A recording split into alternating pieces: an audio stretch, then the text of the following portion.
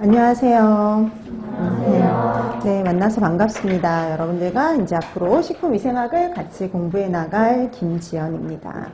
자, 이제 우리 식품위생, 여러분들 위생사 책은 다 받으셨잖아요. 그래서 여러분들 그 위생사 과목 같은 경우에는 한 과목이 아니라 총 여러분들 5과목을 공부해야 되고요. 그 중에 하나가 식품위생이라고 생각하시면 되는데요. 그러니까 우리가 이제 이게 한번 시험 문제가 한번 쭉 정리가 됐죠. 그래서 문항수가 좀 줄어들었잖아요. 예전에 비해서. 그래서 180문항 시험을 보는데, 여러분 과목은 이제 한 5과목인데 180문항을 시험을 보고, 그 다음에 거기에서 60% 이상을 맞아야 합격을 할 수 있거든요. 108문제. 자, 그래서 여러분들 우리 그 중에서 식품위생학은 40문제, 그러니까 예전에 이제 50문제가 출제가 됐는데 조금 줄어들어서 40문항이 출제가 되고 있어요. 자, 그럼 이제 한번 확인 좀 해보실까요? 여러분들 과목은 어떤 과목들이 시험 문제가 출제되는지는 다 알고 계시죠? 그래서 1교시 때는 환경위생학, 그 다음에 이제 위생곤충학, 위생법규에서 105문제가 출제가 되죠. 3과목 합쳐서. 근데 그 3과목 합쳐서 105문제인데 실제 시험 보는 시간은 90분밖에 되지를 않아요. 그러니까 문제보다 훨씬 시험 보는 시간이 어떠냐면 좀 짧죠. 우리가 분명히 문제도 풀고 답안 작성도 하고 확인도 해야 되는데 더 적어요. 그러니까 그게 어떤 의미냐면요. 문제가 되게 길게 나오지 않는다는 소리예요. 짧은 문항 위주로 해서 좀 많이 출제가 된다라고 보시면 되겠고, 옳은 거 옳지 않는 거 찾는 문제도 마찬가지예요. 옳은 거 옳지 않는 이렇게 찾는 거, 그런 문제 같은 경우도 되게 긴 문장이 아니라 짧은 문장의 형태로 출제가 되기 때문에 여러분들이 보통은 다 시간 내에 문제도 다 풀고요. 답안 작성도 충분히 시간 내에 하실 수 있을 정도의 그런 유형의 문제들이라고 생각하시면 돼요. 그 다음에 이제 2교시 때 공중보건하고 식품위생을 보죠. 공중보건하고 식품위생 합쳐서 75문제인데 그 중에 40문제가 식품위생이에요. 그 다음에 여러분 또 알고 다 알고 계실 건데 모든 과목이 다 가락인 건 아시죠? 그래서 각 과목 다 40% 이상은 맞아야 돼요. 예를 들어서 식품위생이 40문항이다 이 소리는요. 40%, 그러니까 16문항 이상을 맞으면 되는데요. 근데 이 식품위생 때문에, 과락 때문에 떨어지는 일은 거의 없어요. 그러니까 이제 간혹 이제 위생곤충학을 어려워하신다든지, 그러니까 각 사람마다 좀 다르긴 한데 각각 이렇게 좀 어려워하는 과목들이 있을 수가 있는데, 그런 데에서 40%가 안 돼서 떨어지는 경우는 극히 드물어요. 가락 때문에 떨어지는 경우, 40% 이상을 못 맞아서 떨어지는 경우는 극히 드물다고 보시면 되겠고요. 그러니까 전체적으로 봤을 때 이제 60%가 안 돼서 떨어지거나 아니면 실기 때문에 떨어지는 경우가 대다수라고 보시면 됩니다.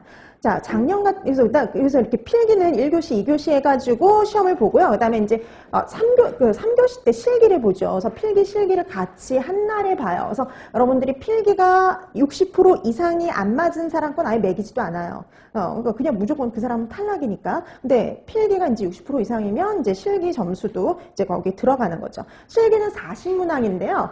환경위생, 그리고 위생곤충학, 식품위생 3가지 과목으로 40문항을 봐요. 그래서 그 40문항을 해가지고 60% 이상을 맞아야지 합격인데, 간혹 이제 실기에 약하신 분들이 있어요. 그래서 이렇게 그림 나오고 그래프 나오고 이런 것들이 좀 많거든요. 그런데 그것 때문에 이제 떨어지는 경우가 종종 있습니다. 자, 그래서 여러분 필기, 실기 다 준비를 하셔야 되는데, 식품위생학은 필기에도 있고 어때요? 실기에도 있는 과목이라고 생각하시면 될 것 같아요. 이제 작년 같은 경우는 좀 실기가 어려웠다 그랬어요. 그래서 실기 때문에 좀 떨어진 분들이 좀 많습니다. 그래서 작년엔 합격률이 정말 낮았어요. 33%밖에 되질 않았어요.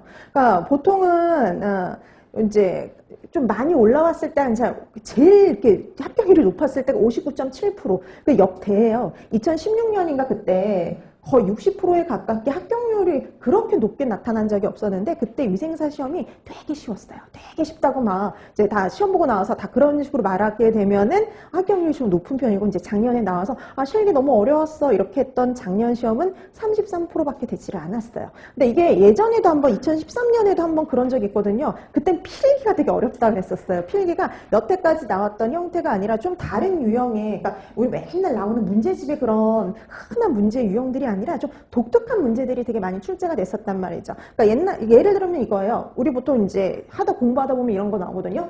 통조림에서 용출되기 쉬운 유해금속은 그러면 이제 보통 우리 주석 이렇게 얘기를 하는데 그땐 시험 문제가 이런 거였어요. 문제 형태 어땠냐면 우리가 파인애플 통조림을 개봉한 지 일주일이 지난 다음에 문제가 될 수 있는 유해금속은 이런 형태로 문제가 나왔어요. 그러니까 문제가 다 이런 형태예요. 그러니까 식중독 문제도 그렇고 이런 형태의 문제들도 똑같은 답은 똑같은데 좀 독특한 형태의 문제가 나와서 그때는 그걸로 인해서 많이 떨어졌었고요. 그다음에 작년 같은 경우는 실기 때문에 좀 떨어지는 좀 합격률이 좀 낮았단 해라고 생각을 하시면 될 것 같아요.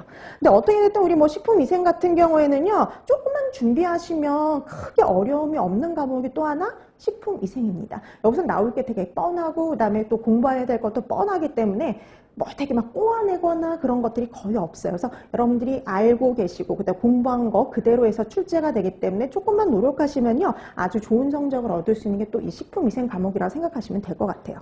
근데 여러분 우리 식품위생은 필기에도 나오고 실기에도 나오잖아요. 그럼 두 가지를 다 준비하셔야 되는데 먼저 필기부터 나가요. 그래서 필기가 한 6주 정도 나가고 그다음에 실기 2주만 하면 끝나요. 근데 분명히 그 실기의 식품위생도 꽤 이 분량이 꽤 됐었는데 그림이나 사진이나 그래프 이런 것들이 좀 많아서 분량이 많은 것처럼 보이는 거고요. 그다음에 또 하나 웬만한 건 식품위생학 필기 시간에 다 설명을 해요. 필기 시간에 다 설명을 하고 그다음에 이제 필기에서 설명 안 했던 일부의 것 그다음에 아니면 문제의 출제 경향 어떤 문제들이 나올 수 있는지 그런 것들 위주로 설명을 하니까 실기 시간은 2주면 충분하다고 보시면 돼요.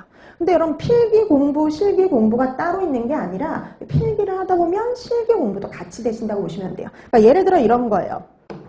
여러분 뭐 비브리오 식중독은 다 알고 계시죠? 장염 비브리오 식중독. 그럼 뭐 장염 비브리오 식중독이다. 그럼 이제 우리 앞으로 공부할 때 이거 나올 텐데요. 장염 비브리오 식중독 그럼 뭐 이래요. 그람 음성의 포자를 만들지 않는 간균이고요. 단모성 편모를 갖고 있다. 이런 식으로 필기 시간에 공부를 해요. 그럼 시험 문제 이런 식으로 나와요. 다음 중 장염 비브리오균에 대한 설명으로 옳은 것을